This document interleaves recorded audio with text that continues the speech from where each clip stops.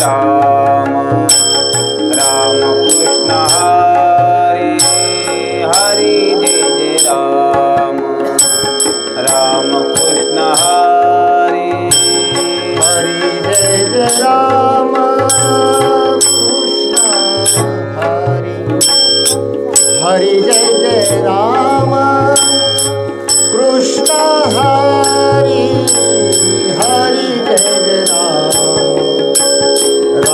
कृष्ण हरी जय जय राम कृष्ण हरी जय जय राम कृष्ण जय कृष्ण हरी जय जय राम कृष्ण हरी हरी जय जय राम राम कृष्ण हरी हरी जय जय राम राम कृष्ण हरी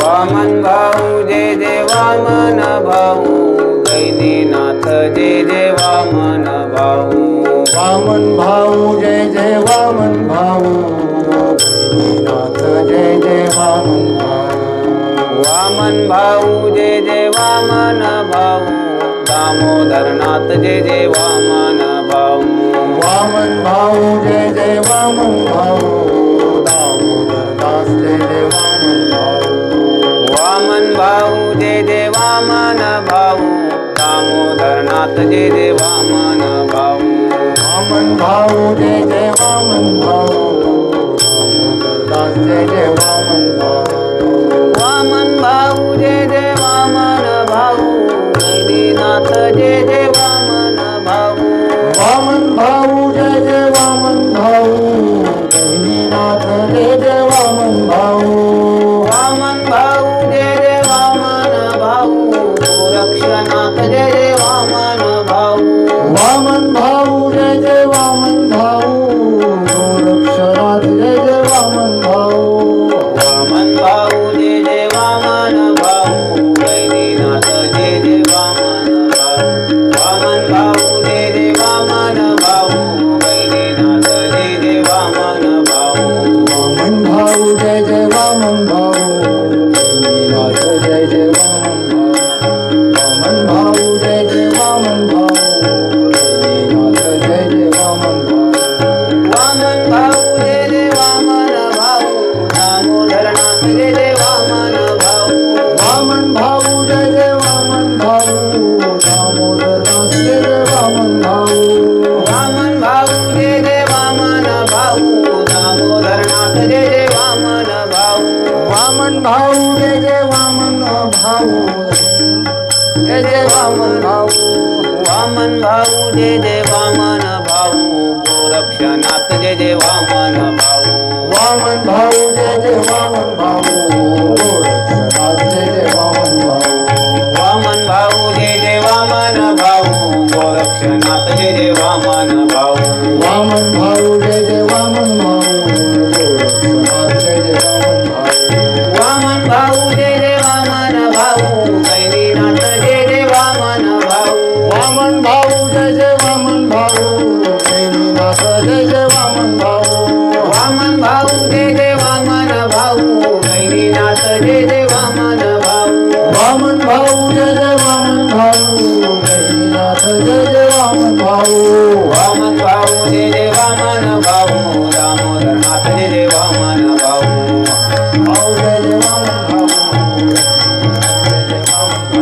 दामोदरदास जय जय वामन भाऊ वामन भाऊ जय जय वामन भाऊ गोरक्षनाथ जय जय वामन भाऊ वामन भाऊ जय जय वामन भाऊ गोरक्षनाथ जय जय वामन भाऊ वामन भाऊ जय जय वामन भाऊ गोरक्षनाथ जय जय वामन भाऊ वामन भाऊ जय जय वामन भाऊ गोरक्षनाथ जय जय वामन भाऊ जय जय वामन भाऊ गैनीनाथ जय जय वामन भाऊ वामन भाऊ जय जय वामन भाऊ गैनीनाथ जय जय वामन वामन भाऊ भाऊ जय जय वामन भाऊ पुंडलिक विठ्ठल श्री ज्ञानदेव तुकाराम सद्गुरु गहिनीनाथ महाराज तिथी नावाने ओळखली जाऊ लागली. तिथी ही तिथीच असते, तारीख ही तारीखच असते. कॅलेंडरचं पान बदललं की तारीख बदलते, वार बदलतो, पंचांगचं पान बदललं की तिथी बदलते.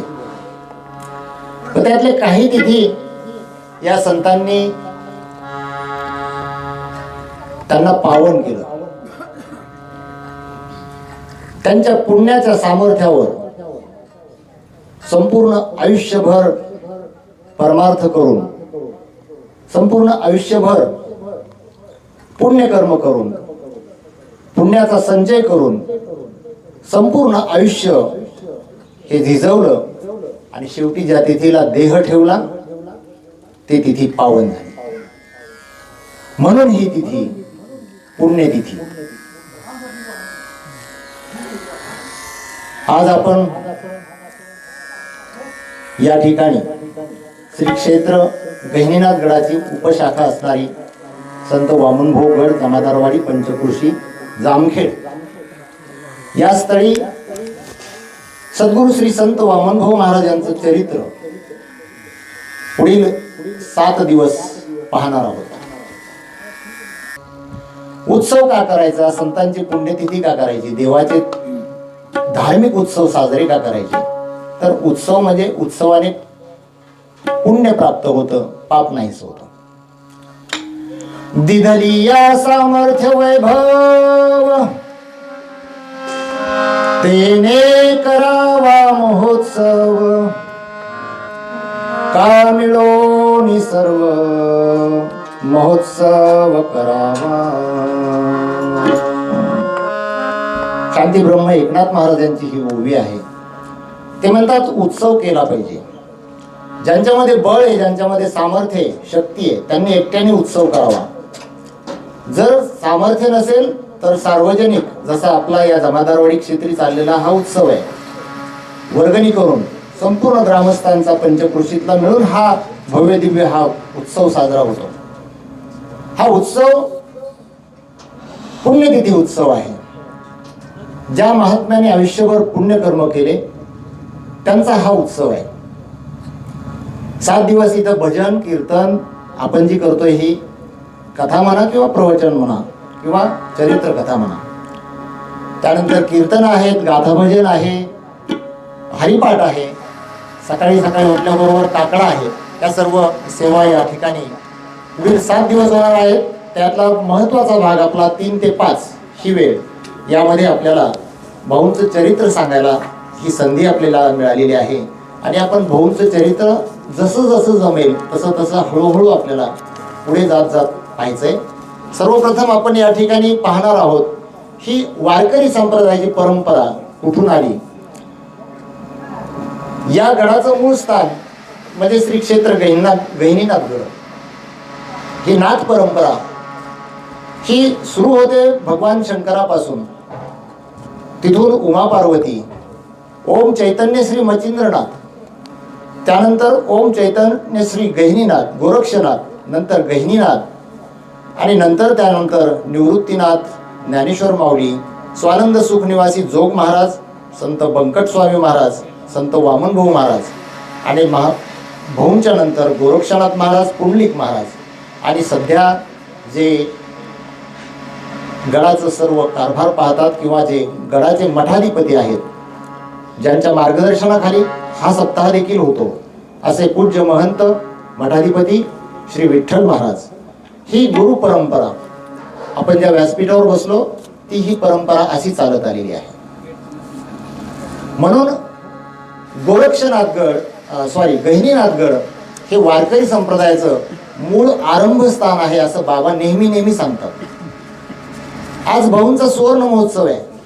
गडावर आज खूप मोठा उत्सव साजरा झाला. तिथं मुख्यमंत्री माननीय देवेंद्र फडणवीस साहेब आले होते. त्यांच्या हस्ते भाऊंच्या समाधी मंदिरावर कळस बसवला आला, तो सोन्याचा कळस, सुवर्ण कळस. का की 50वा महोत्सव आहे.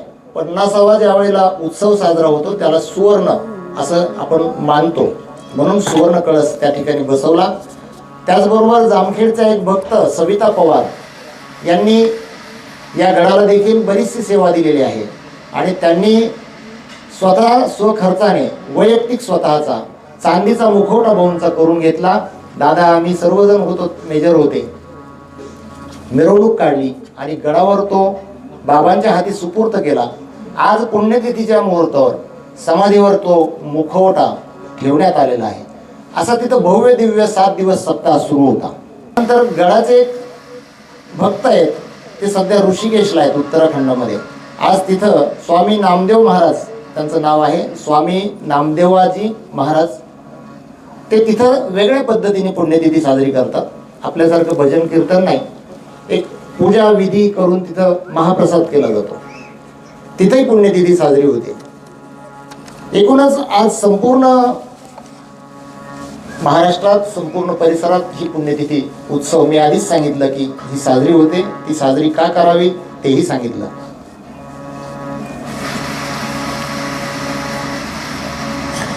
पायाभरणी झाली 4 नोव्हेंबर 2013. लक्षात घ्या, सोमवार होता. पायाभरणी झाली कीच पहिलं रिंगण झालं इथं. किती भाग्यवान आहेत आपण. पहिलं रिंगण झालं 30 जून 2014 आणि मूर्ती स्थापना झाली 23 फेब्रुवारी 2015 आणि सप्ताहाची पहिली सुरुवात देखील 23 फेब्रुवारी 2015ची. हा या गडाचा इतिहास आहे. असा हा इतिहास आणि यातून आपल्याला आता भाऊंचं चरित्र हळूहळू पाहायचं आहे. भाऊंचं व्यक्तिमत्व हिमालय एवढं मोठं आहे. हिमालयाची उपमा देखील कमी पडेल, पण आपल्याकडं उपमा नाहीत त्यापेक्षा जास्त मोठे आहे. आणि मी त्या हिमालयाच्या पायथ्याशी बसलेलो आहे आणि पायथ्याशी बसून असं वर पाहिलं हिमालय किती दिसणार आहे, परंतु जेवढा दृष्टीने दिसल तेवढा आपण पाहूया. जसं जसं आपल्याला आठवण, जसं जसं स्मरण केलंय तसं तसं ते आपण सांगू. हे सांगत असताना काहीतरी आधार तर नक्कीच असणार आहे. माझं मनचं चरित्र मी तर नक्कीच सांगू शकत नाही आणि ते कोणी सांगूही नाही. त्याला काहीतरी आधार असला पाहिजे. त्यानंतर आज आपण जे समोर चरित्र ठेवलंय ते संत वामनभाऊ महाराज चरित्र ग्रंथ आहे. ते ओवीबद्ध आहे. ते समोर तुम्हाला दिसल. ही भाऊंचा फोटो. तर हे चरित्र लिहिलेलं आहे शांतीब्रह्म एकनाथ महाराज यांचे वंशज प्रमोद दिगंबर महाराज गोसावी यांनी. आपण याचा आधार घेत आहोत. साधू संतांचं चरित्र का सांगावं, तर संतांचं चरित्र जे आहे त्यामध्ये त्यांनी संपूर्ण आयुष्य हे जे आहे हे समाजासाठी झिजवलेलं असतं. भक्ती मार्गासाठी एक एक क्षण जीवनातला खर्च केलेला असतो. म्हणून त्यांचं चरित्र हे सांगितलं पाहिजे, ते उच्चारलं पाहिजे.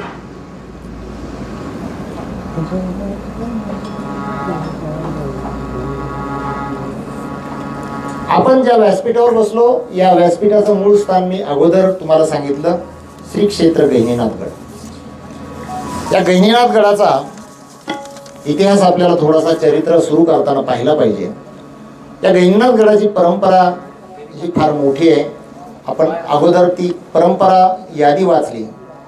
आदिनाथ गुरु सकळ सिद्धांचा, मचिंद्र तयाचा मुख्य शिष्य, मचिंद्राने बोध गोरक्षासी केला, गोरक्ष ओळला गहिनी प्रती. आदिनाथ भगवान श्री शंकर यांच्यापासून ही परंपरा सुरू झालेली आहे.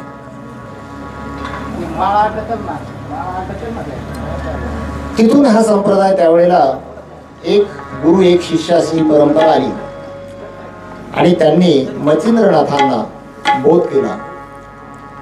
मचिंद्रनाथाने गोरक्षनाथाला आणि गोरक्षनाथाने गहिनीनाथ यांना अनुग्रह दिला आणि गहिनीनाथ महाराज यांनी निवृत्तीनाथ यांना अनुग्रह दिला. ब्रह्मगिरी प्रदक्षिणा करत असताना निवृत्तीनाथ, माऊली, सोपानदेव व मुक्ताबाई हे प्रदक्षिणा करत होते. प्रदक्षिणा करता करता निवृत्तीनाथ त्यांच्यातून भरकटले. त्यांचा रस्ता चुकला. रस्ता चुकला पण मार्ग नाही चुकला. आपला रस्ता चुकला तर आपल्याला परत सापडत नाही, आपण परत जागेवर येत नाही. आता गुगल मॅप निघलेत. गुगल मॅपने जर दाखवलं की इथून गेल्यावर नागेश्वर कॉर्नरला उजव्या साईडला वळायचे, तिथं जर स्टेरिंग फिरलं नाही आणि ते जर खर्डा रोडला तिकडं जर करमाळा रोडला गेलं तर ते गुगल मॅप इतकं फिरवतं की परत तो जागेवर येत नाही माणूस. तसं निवृत्तीनाथ महाराज हे रस्ता चुकले, त्यांना काही भास झाला, ती कथा सर्वांना माहिती आहे, आणि एका गुहेत गेले. त्या गुहेमध्ये बसलेले होते गहिनीनाथ महाराज. गहिनीनाथ महाराजांनी निवृत्तीनाथांना पाहिलं आणि बोलले, बाळ ये, मी तुझीच वाट पाहतोय. निवृत्तीनाथांनी नमस्कार केला. गहिनीनाथ यांनी त्यांना अनुग्रह दिला आणि सांगितलं, तुला आता इथून पुढे धर्माचं कार्य करायचं. ही जी परंपरा आहे, याचा वारसा तुला पुढे घेऊन जायचा. जो बोध द्यायचा तो बोध दिला. ती परंपरा, ती मागची जी आहे ती पुढे न्यायची आहे. या धर्माचं कार्य करायचंय पुढे. नंतर त्यांनी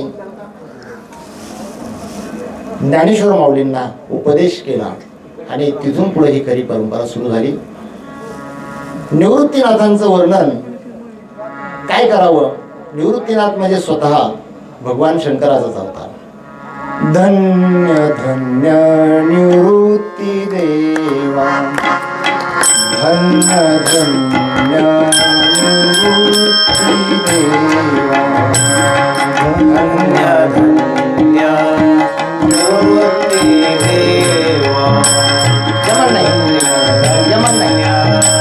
निवृत्ती देवा.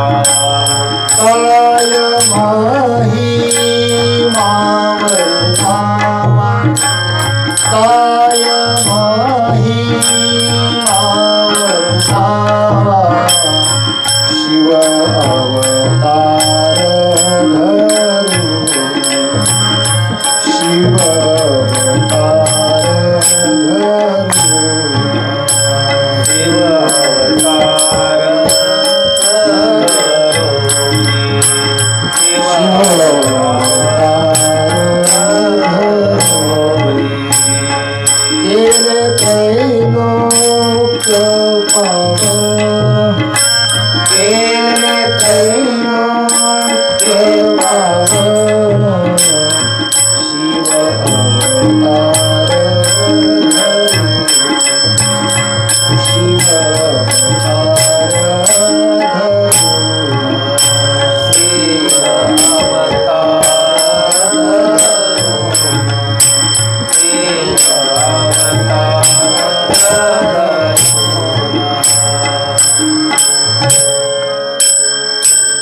भगवान शंकराचा अवतार म्हणजेच स्वामी निवृत्तीनाथ महाराज. शिवावतार धरून समाधी त्र्यंबक शिखरी, मागे शोभे ब्रह्मगिरी, शिवावतार धरून, शिवावतार धरून. आणि मग माऊली ज्ञानेश्वर महाराज यांचा अवतार महाराज. ज्ञानेश्वर माऊली यांचा अवतार महाविष्णू.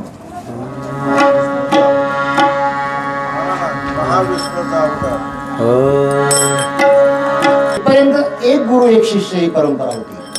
ज्या वेळेला निवृत्तीनाथ महाराज यांनी माऊली ज्ञानेश्वर महाराज यांना अनुग्रह दिला आणि ही भागवत धर्माची पताका त्यांच्या हाती दिली आणि तिथून पुढं हे जे प्रगट गुह्य, प्रगट गुह्य बोले, प्रगट गुह्य बोले,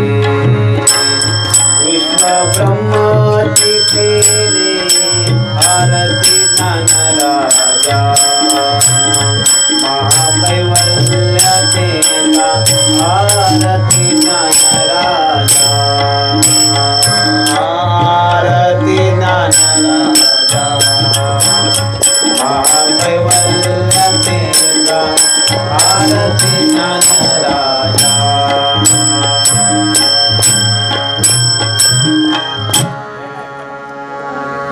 हे जे काही ज्ञान होतं हे सर्वसामान्यांपर्यंत पोहोचावं म्हणून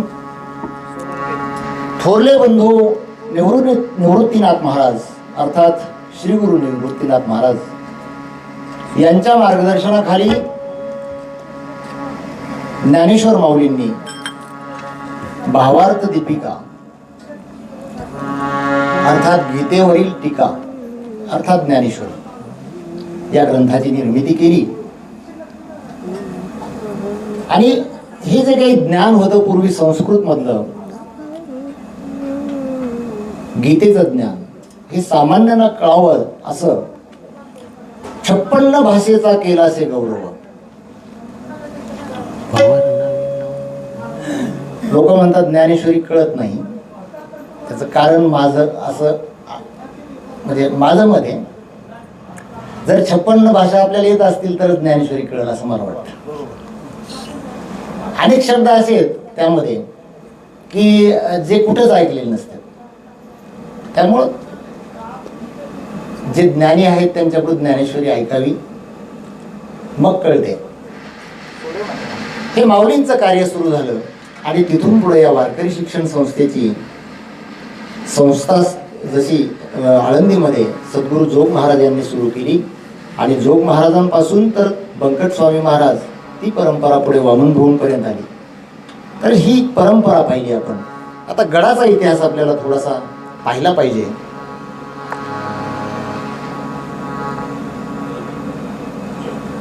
हा जो आत्ताचा आपण गहिनीनाथ गड पाहतो हे पादुका मंदिर आहे. पूर्वीचा गहिनीनाथ गड हा आता त्या गडाच्या पायथ्याशी ज्याला आपण जुना गहिनीनाथ गड म्हणतो हा काही काळापूर्वी एका विशिष्ट समाजाच्या ताब्यात होता. त्यावेळेला राजवट त्यांची होती आणि तो परिसर तो बंदिस्त झालेला होता, भ्रष्ट झालेला होता. त्यावेळेला दामोदर दास ज्यांचं नाव बाळकृष्ण दामोदर संन्यासी यांची तपश्चर्या सुरू होती हिमालयामध्ये एकांतात बसून. साधू संतांना काय पाहिजे असतं? एकांत पाहिजे असतो. आपण गर्दीत फिरतो. आता मी मागच्या 8 दिवसापासून प्रयत्न करतोय एकांत मिळावा म्हणजे मला चिंतन करता येईल. तर तो एकांत नाही मिळत. मिळाला तर रात्रीच मिळतो. मग साधू संतांचं ब्रह्मचर्य भावांचं तिथं चालू होतं. त्यांचा जो दिनक्रम होता पहाटे उठणं, नामस्मरण करणं, भजन करणं. श्रीराम जय राम जय जय राम, श्रीराम जय राम जय जय राम, श्रीराम जय राम जय जय राम, श्रीराम जय राम जय जय राम, श्रीराम जय राम जय जय राम, श्रीराम जय राम जय जय राम, श्रीराम जय राम जय जय राम, श्रीराम जय राम जय जय राम, श्रीराम जय राम जय जय राम, श्रीराम जय राम जय जय राम, श्रीराम जय राम जय जय राम, श्रीराम जय राम जय जय राम.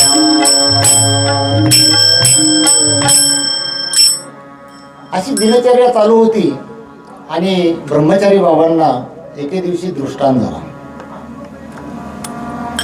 गहिनीनाथ महाराज यांनी स्वप्नात येऊन ब्रह्मचारी बाबांना दृष्टांत दिला. भारत खंडाच्या मध्यस्थानी आणि कनकगिरी डोंगराच्या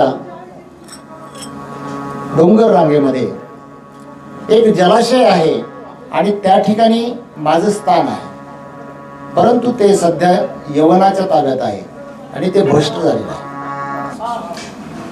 तू इथून तिथं जा आणि ते स्थान मुक्त कर, ते स्थान पवित्र कर.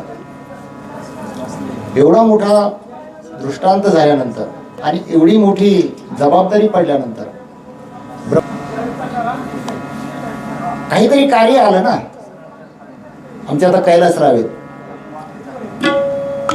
रोज त्यांचा व्यवसाय पाहतात, पण ज्या वेळेला भाऊंचा सप्ताह येतो सगळे कामं बाजूला ठेवून ही जबाबदारी आहे. तसं तिथून ब्रह्मचारी बाबा यांनी जराही विलंब न लावता दुसऱ्याच दिवशी सकाळी उठले, ब्रह्ममुहूर्तावर उठले, आपले सर्व विधी आटपवले, पूजाविधी नामस्मरण करत करत करत करत मजल दर मजल जमेल तसा प्रवास करत करत या चिंचोली या गावी आले. पाटोदा तालुक्यामध्ये चिंचोली गाव. आणि त्या ठिकाणी तिथपर्यंत येईपर्यंत जसा प्रवास त्यांना आता कसा केला त्यांना माहिती. त्यावेळेला कसल्या सुविधा नव्हत्या आणि कुठून कुठे यायचं होतं. आल्यानंतर ग्रामस्थांना सांगितली हकीकत की मी ह्या कामासाठी आलेलो आहे. त्यावेळेला लोकांना पण माहीत नव्हतं. लोकांना किती वर्षाचा इतिहास माहीत असतो. त्यावेळेला काही माध्यमं नव्हते कुठले की हे ठिकाण हे गहिनीनाथांचं आहे, परंतु याला गैबी पीर नाव देऊन हे काबीज केलेलं आहे आणि हे मुक्त करण्यासाठी मी इथं आलेलो आहे. मला प्रत्यक्ष गहिनीनाथांनी सांगितलं. लोकांना विश्वास बसला. त्यांनी त्यांना साथ देण्याचा प्रयत्न केला, परंतु तिथं मुजावर म्हणतात त्यांना. पुजारी जसे असतात तसे मुजावर. त्या मुजावरांनी त्यांना मज्जाव केला. आतमध्ये दर्शनाला जाऊ देत नव्हते, पूजाविधी करू देत नव्हते, कुठली सेवा करू देत नव्हते. पण हे सिद्ध पुरुष असतात, ब्रह्मचारी बाबांसारखे तपस्वी महात्मे असतात, हे घाबरत नाहीत कोणाला. त्यांचं ध्येय ठरलेलं असतं. ज्या कामासाठी आलो, एक सैन्य जसे आमचे मेजर सैनिक आहेत, सैन्याचं ध्येय काय असतं सैनिकाचं? देशासाठी लढणं. मग हे धर्माचं कार्य होतं. मग हे धर्माचं कार्य, मग त्यासाठी घाबरतील कशाला? ते कोणी असू द्या ना, राजवट कोणाची असो. त्यांनी तिथंच झोपडी टाकली, तिथंच त्यांची सेवा सुरू केली. बसून भजन करायचे, बाहेरच भजन करायचे, मंदिरात जाऊ दिलं जात नव्हतं. शेवटी कंटाळले ते. ग्रामस्थ यायचे, त्यांना थोडं सहकार्य करायचे, परंतु ते जे मुजावर होते, ते पुजारी होते, तिथली जी राजवट होती, ती गहिनीनाथांचा स्पर्श त्यांना काय होऊ देत नव्हते. अनेक वेळा हे पाणी घेऊन जायचे त्या समाधीला पाणी घालण्यासाठी, परंतु त्यांना काही तिथं आतमध्ये जाऊ दिलं जात नव्हतं. शेवटी ते कंटाळले आणि थोड्या दिवसानंतर काय झालं, पुन्हा त्यांना दृष्टांत झाला. एकादशी असं लिहिलेलं आहे चरित्रकारांनी. तर एकादशीच्या निमित्ताने पुन्हा त्यांना ब्रह्ममुहूर्त एक दृष्टांत झाला आणि त्या दृष्टांतामध्ये सांगितलं की हे ठिकाण जे आहे हे आत्ता काय लगेच मुक्त होईल असं काय वाटत नाही. तुम्ही असं करा की मी तुम्हाला खून सांगतो, त्या ठिकाणी माझ्या पादुका तुम्हाला सापडतील. आणि ठिकाण सांगितलं, चिंचोली जे गाव आहे याच्या पूर्वेला निवडुंगाचे झाडं आहेत, त्याचं बन आहे असा उल्लेख आहे. म्हणजे बन म्हणजे जंगल थोडक्यात. आणि तिथं तुम्हाला माझे काही खुणा सापडतील, तुम्ही त्याचा शोध घ्या. शोध मोहीम सुरू झाली. परिसरातल्या लोकांना जमवलं ब्रह्मचारी बाबांनी आणि शोध मोहीम सुरू केली. पाहत पाहत पाहत पाहत एक ठिकाण असं सापडलं की प्रत्यक्ष गहिनीनाथ महाराजांच्या पादुका तिथं साक्षात प्रगटल्या. श्री गहिनीनाथ महाराज की जय. आणि त्यावेळेला एकच जयघोष झाला. तो जयघोष करायचा, पुंडलिक वरदा विठ्ठल श्री ज्ञानदेव तुकाराम गहिनीनाथ महाराज की जय. हा आपल्या गडाचा जय जयकार आहे. गडाची जी परंपरा आहे, आपण इकडे पुंडलिक वरदे हरी विठ्ठल श्री ज्ञानदेव तुकाराम पंढरीनाथ भगवान की जय म्हणतो. गडावर हा जय जयकार त्या दिवशी सुरू झाला. पुंडलिक वरदे हरी विठ्ठल श्री ज्ञानदेव तुकाराम. इथं विठ्ठल बी आले, ज्ञानदेव तुकाराम बी आले, पण पुढे मात्र फक्त गहिनीनाथ महाराज की जय. पण हा जय जयकार तिथं सुरू झाला त्यावेळेसपासून आजही गडावर हा कीर्तनामध्ये जयघोष हाच केला जातो.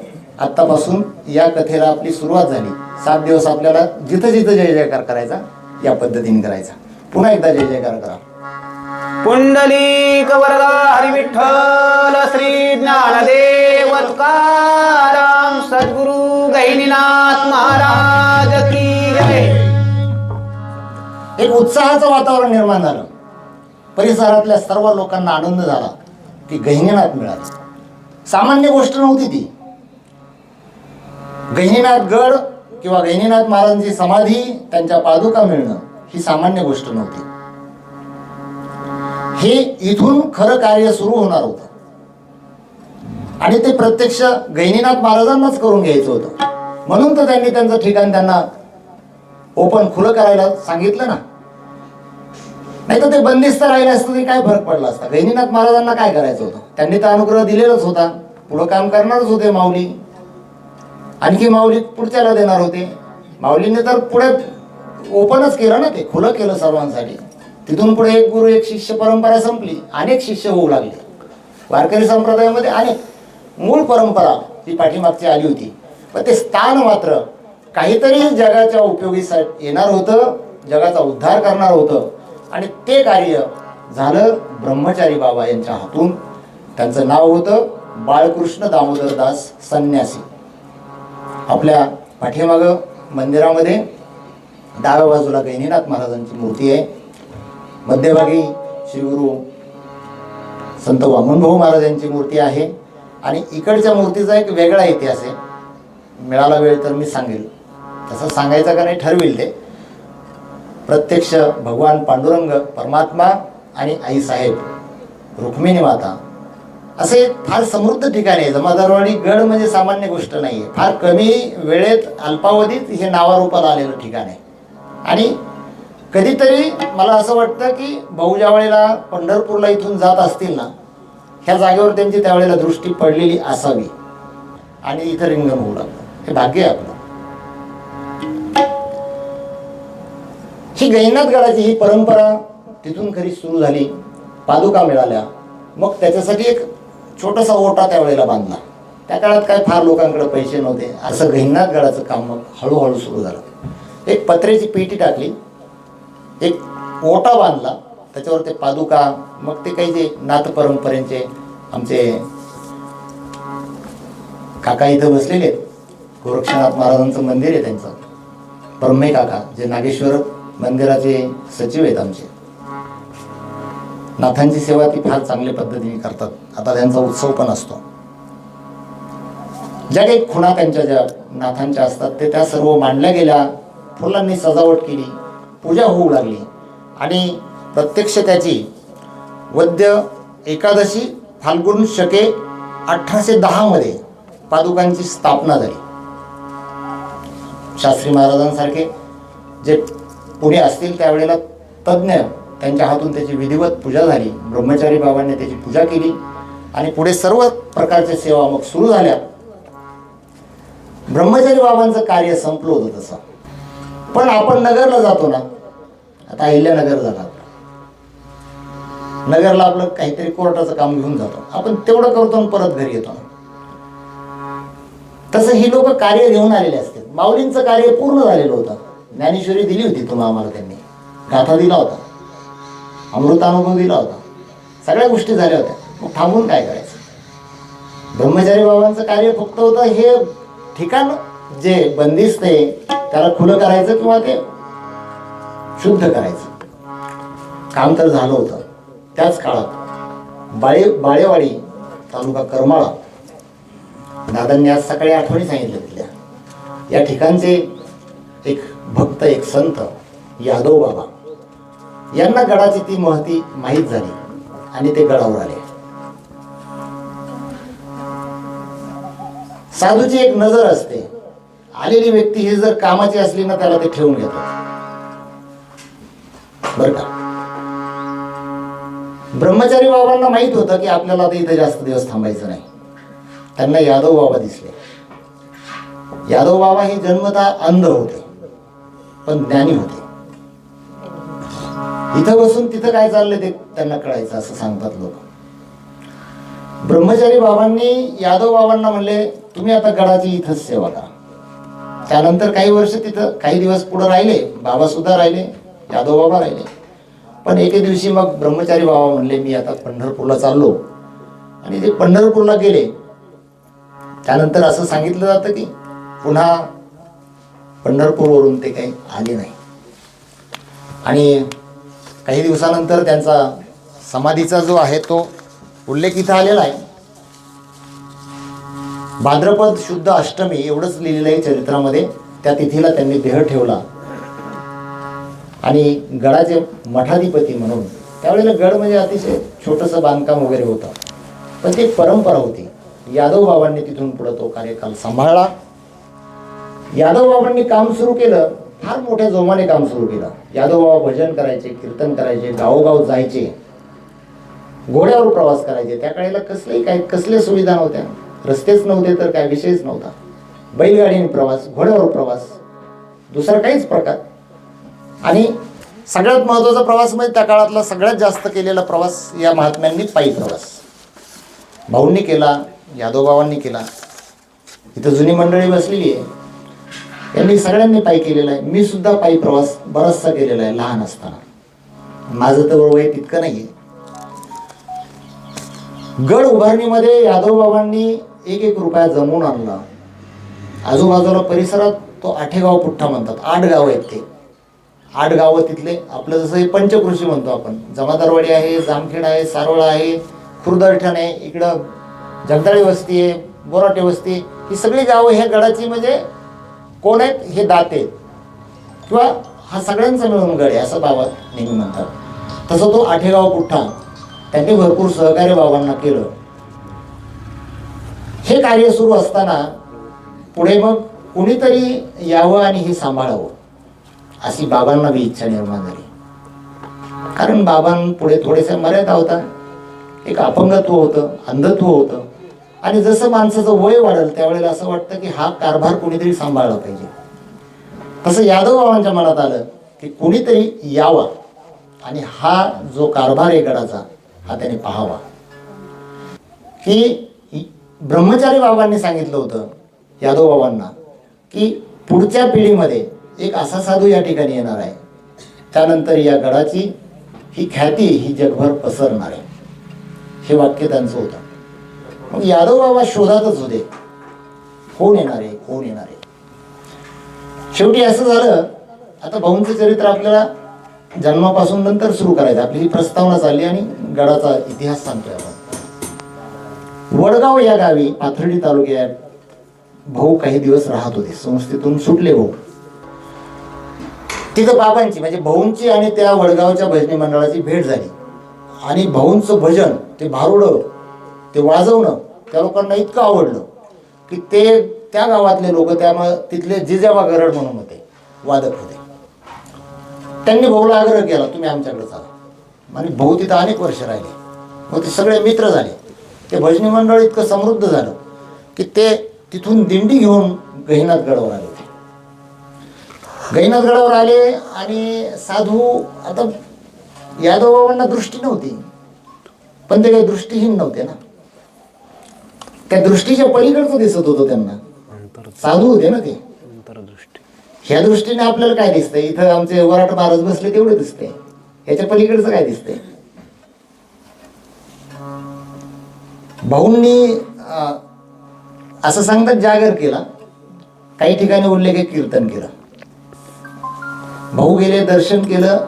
कुठून बाळ आला, कुठला आहेस अशी चौकशी यादव बाबांनी केली. यादव बाबांना भाऊंनी सांगितलं, मी फुलसांगवीचा आहे, बंकट स्वामींचा शिष्य आहे. ही सगळी कथा आपली येणार आहे. आणि सध्या कुठं असतो, वडगावला असतो. वडगावला कोण आहेत, कोणी नाही, असाच राहतो. मग राहतो का इथं. यादव बाबांचं वाक्य भाऊंना, तू इथं राहा आणि इथली व्यवस्था पहा. भाऊंना काही प्रश्नचिन्ह होते. काही पुढं जसा आपला विषय झाला कथा करायची, पण मी थांबून निर्णय घेतला, कारण मला बऱ्याच ठिकाणचे परवानगी घ्यायचे होते. आणि तसं मग यादव बाबांनी सांगितलं, त्यांना नाही म्हणले नाही, पण भाऊंना थोडासा प्रश्न होता की हा निर्णय मी घेऊ एकटा कसं काय घेऊ, कोणाला तरी विचारलं पाहिजे. मग बंकट स्वामींना विचारलं आणि बंकट स्वामींनी होकार दिला. आणि मग भाऊंनी गहिनीतगडाची जबाबदारी घेतली. आणि मग तिथून पुढं भाऊ आणि यादव बाबा बराच काळ एकत्र राहिले. मग भाऊ फिरू लागले, तरुण होते, गावोगाव जायचे, कीर्तन करायचे, गडाची खूप ख्याती वाढवली, गावोगाव पसरवली, निधी गोळा केला, 1-1 रुपया गोळा केला, तो योग्य मार्गे तिथं खर्च केला. आणि हळूहळू गडाची प्रगती होऊ लागलेली दिसली. आणि मग यादव बाबांना असं वाटलं की मी योग्य शिष्य निवडलाय आणि आता मी माझं कार्य थांबवायला हरकत नाही. आणि यादव बाबांनी देखील देह ठेवला. इथपर्यंत आपण आता चरित्र पाहिलंय. भाऊंचा गडावर प्रवेश झालाय. मग भाऊ कोण होते, तर भाऊंचे जन्माचं चरित्र जे आहे ते आपण उद्यापासून पाहू. आज गहिनी प्रसादी निवृत्तीदातर भैरवीमध्ये आज घ्यायचं घ्या.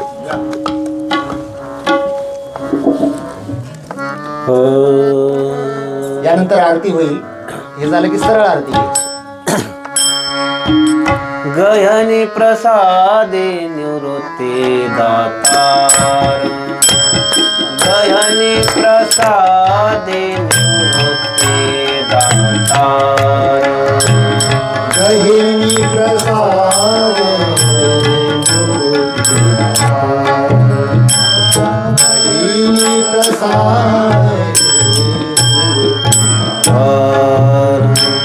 गहनी प्रसादे निवृत्ती दातार, गहनी प्रसादे निवृत्ती दातार, गहिनी प्रसाद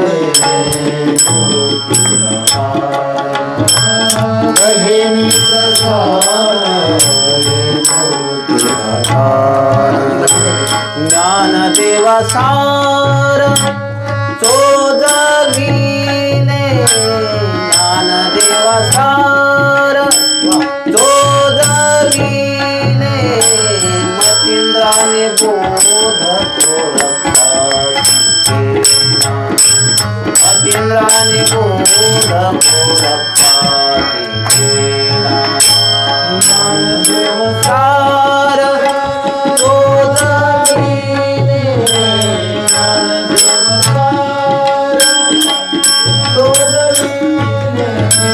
मतिंद्राने बोध मतिंद्राने बोध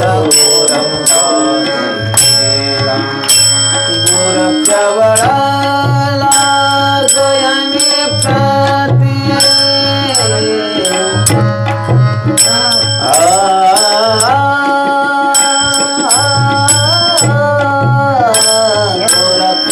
गोरक्षवळाला गयाने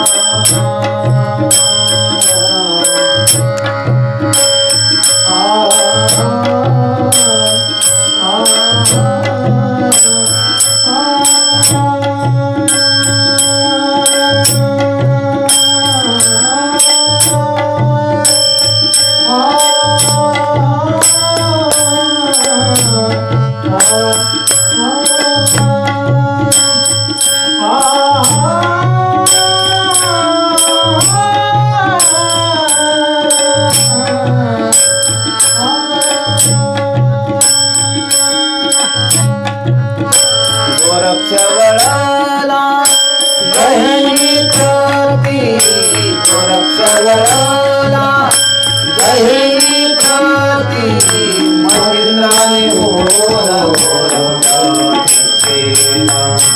मतिंद्राने बोध